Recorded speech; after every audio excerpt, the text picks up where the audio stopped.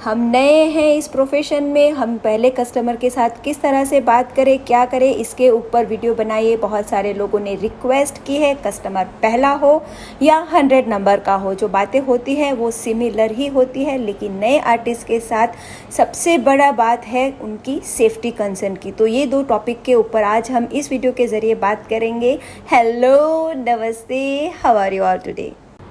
मैं टॉपिक पे शुरू करूँ उससे पहले कस्टमर से किस तरह से बातें करनी है, असाइनमेंट पे क्या प्रिपरेशन करके जाना है, असाइनमेंट के खुद क्या एटिकेट्स हैं, ये सारे टॉपिक पे मैं वीडियो बना चुकी हूँ। अगर आपने नहीं देखे हैं तो प्लीज़ वो देख लीजिए, क्योंकि वो बहुत ही डिटेल वीडियोज़ हैं जहाँ पर बहुत ही डिटेल में आपको गाइडलाइन दी गई है। जी हाँ, मैं हमेशा अपने वीडियो में कोई भी इंफॉर्मेशन शेयर करती हूँ तो मैं बताती हूँ कि ये गाइडलाइन है, कोई गारंटी नहीं है। ये गाइडलाइन इसलिए है कि मेरे 20 साल के एक्सपीरियंस में मैंने जितने चैलेंजेस, स्ट्रगल्स, एक्सपीरियंसेस इकट्ठा किए हैं वो मैं आप लोगों के साथ शेयर करती हूँ, ताकि आप लोगों को एक स्टार्टिंग पॉइंट मिले।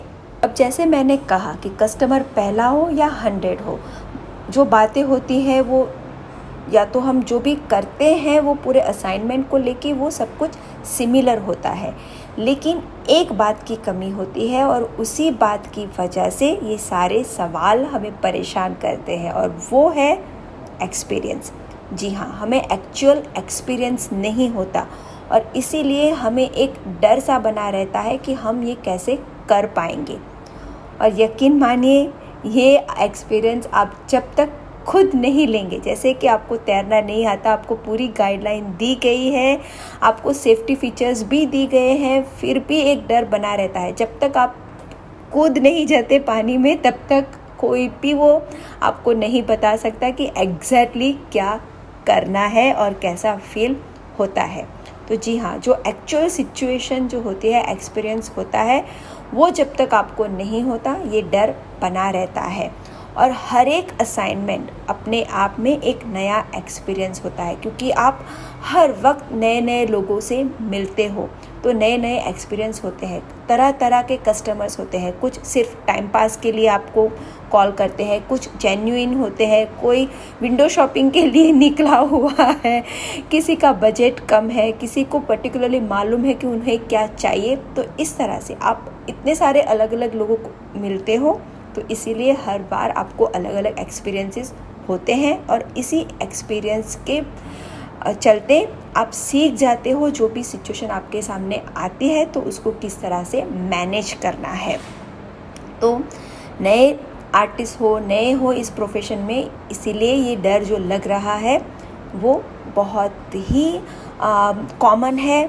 डर सबको लगता है और डर के आगे जीत है। ये बहुत ही चीज़ी लाइन है, हर जगह पे हमें सुनने को मिलती है। नए जो आर्टिस्ट होते हैं वो एक जगह पर बहुत बड़ी गलती कर सकते हैं, तो ये बात का आप ध्यान ज़रूर रखना। मैं इस टॉपिक का फ़ायदा उठाकर इसके बारे में आपसे कुछ बात करना चाहती हूँ, क्योंकि जो नए आर्टिस्ट होते हैं वो कस्टमर पाने के लिए बहुत ही डेस्परेट हो जाते हैं। डेस्परेट माने बेकरार हो जाते हैं। उनको ऐसा लगता है कि हर कोई इंक्वायरी आती है, मुझे वो कस्टमर मिल जाना चाहिए, मेरा काम बढ़ना चाहिए, मैं पॉपुलर होनी चाहिए। ये एक डेस्परेशन आ जाता है और वहीं पे आपकी जो सेफ्टी होती है वो कॉम्प्रोमाइज़ हो जाती है। और कई लोग जो स्कैम वाले लोग होते हैं, जो स्कैमर्स होते हैं, जो नुकसान पहुंचाने वाले लोग होते हैं, वो इसी तरह के जो हमारा स्वभाव है नए आर्टिस्ट का, उनका फ़ायदा उठाते हैं। आजकल ज़माना बहुत ही ख़राब है। हर एक कदम आप लो बहुत ही सोच विचार करके, अपनी जान को खतरा हो, अपनी ज़िंदगी को खतरा हो, आपकी सेफ्टी कॉम्प्रोमाइज़ हो जाए, ऐसी कोई भी गलती मत करना, क्योंकि बहुत ही ऐसे स्कैम्स हो रहे हैं। और जब नए आर्टिस्ट मुझे मैसेज करके इसके बारे में बताते हैं तो मुझे बहुत बहुत डर लगता है कि बहुत नुकसान हो सकता है।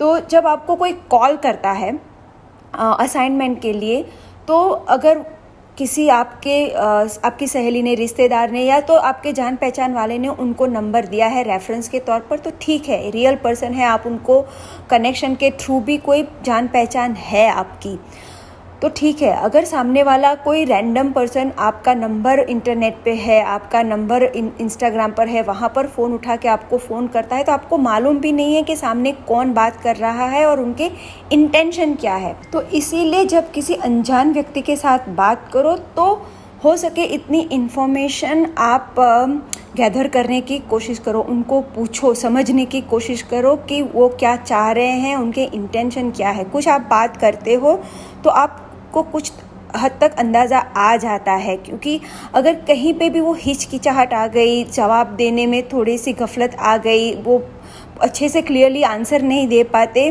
तो वो एक वार्निंग साइन है। दूसरा एक खतरा होता है कि इंस्टाग्राम पे कोई भी रैंडम व्यक्ति आपको मैसेज करता है, तो आपको मालूम नहीं है कि सामने कौन बैठा हुआ है। अगर हो सके तो पहले तो उनका प्रोफाइल जाके चेक करो। अगर पब्लिक प्रोफाइल है तो हेल्पफुल है कि आपको पता चल जाएगा कि वो व्यक्ति कैसा है, क्या है, उसकी कुछ जो वाइब्स हैं वो आपको पता चल जाएगी। अगर आपको कहीं पे कुछ भी थोड़ा सा भी गलत लगता है तो रिस्पॉन्ड मत करो, क्योंकि अभी कुछ ऐसा इंसिडेंट्स हुए हैं कुछ नए आर्टिस्ट के साथ कि उन्होंने ये पूरा चेक किए बिना ही रिस्पॉन्ड कर दिया। फिर उनको पता लगा कि ये तो थोड़ा स्कैम जैसा है और फिर उन्होंने मना कर दिया, अकाउंट को ब्लॉक करना पड़ा और उसकी वजह से बहुत सारे प्रॉब्लम हो गए। तो ऐसी सिचुएशन में आपको आना ही ना पड़े, इसीलिए पहले जाके थोड़ा बैकग्राउंड चेक कर लो उस प्रोफाइल पे जाके जहाँ से आपको मैसेज आया है, आप उनको पहचानते नहीं हो। अगर ऐसा लगता है तो किसी भी तरह का कमिटमेंट मत करो, जितने हो सके उतने सवाल पूछो कि फंक्शन क्या है, किस तरह की मेहंदी उन्हें चाहिए वगैरह वगैरह। तो कमिटमेंट करने से पहले आप जितनी हो सके उतनी इन्फॉर्मेशन पूछ लो, फिर कौन सी डेट उनको चाहिए वो सब भी पूछ लो। और फिर अगर कुछ भी ऐसा डाउटफुल लगे तो आपके पास एक्सक्यूज़ रहेगा कि आप बुक हो उस दिन, आप बिज़ी हो। क्योंकि कई बार ऐसे स्कैमर्स होते हैं ना, वो आपकी सहूलियत से बोलते हैं नहीं नहीं कोई बात नहीं, अगर आप इस दिन बिज़ी है तो हम उस दिन कर देंगे, अगर आपको उस दिन बिज़ी है तो हम उस दिन कर देंगे। फ्लैक्सिबिलिटी वो बहुत ज़्यादा दिखाने की कोशिश करते हैं। लेकिन अगर कोई असाइनमेंट के लिए, कोई शादी के लिए वगैरह के लिए मेहंदी लगवाना चाहता है तो उनके पास उतनी फ्लैक्सिबिलिटी नहीं होती, वो ध्यान में रखना बहुत ज़रूरी है। तो इसीलिए डेस्परेशन में आके अपनी सेफ्टी को किसी भी कीमत पर कॉम्प्रोमाइज़ मत करो। अगर कोई नई जगह है, नई जगह पर अगर जाना है तो किसी को अपने साथ लेके जाओ, अकेले ऐसे ही मत चले जाओ। इसीलिए मैं हमेशा कहती हूँ कि टीम में अगर आप काम करते हो तो आपके पास कोई है जो सपोर्ट देने वाला है। आप बहुत सारे आर्टिस्ट ने मुझे बताया कि अगर ऐसी कोई जगह पे जाना होता है तो उनके साथ उनके पिताजी, उनके भैया, उनके हस्बैंड कोई भी आता है उनको ड्रॉप करने के लिए। वहाँ का माहौल वो देख लेते हैं कि हाँ सेफ़ है वगैरह है, फिर वो वहाँ से निकलते हैं। तो वो भी आप कर सकते हो। तो नए आर्टिस्ट के साथ कस्टमर कैसे मिलेगा उससे ज़्यादा इम्पोर्टेंट है अपनी सेफ्टी के ऊपर ध्यान देना। और इस तरह के जो स्कैमर्स होते हैं, जो नुकसान पहुंचाने वाले लोग होते हैं, वो हमेशा ज़्यादातर नए आर्टिस्ट को ही टारगेट करते हैं, क्योंकि उनको मालूम है कि ये लोग आसानी से उनकी जाल में फंस जाएंगे। अगर आपके साथ कुछ ऐसे इंसिडेंट्स हुए हैं, आप क्या करते हो अपनी सेफ्टी के लिए, उसके बारे में अगर आपके पास कोई भी इंफॉर्मेशन हो, प्लीज़ हमारे साथ कमेंट के ज़रिए शेयर करो। मैं बहुत रिक्वेस्ट कर रही हूँ, क्योंकि बहुत कुछ ऐसा हो रहा है जिससे नए आर्टिस्ट को पहले से सावधानी बरतनी आ जाए, समझ में आ जाए, तो उनको बहुत कुछ इन्फॉर्मेशन मिल सकती है। तो इसी के साथ मैं बिना आर्ट पैशन से आप सबसे विदा लेती हूँ। हम बहुत जल्दी वापस मिलेंगे, तब तक के लिए stay blessed, stay inspired and keep inspiring everyone. Take care everyone, bye bye, see you, thank you.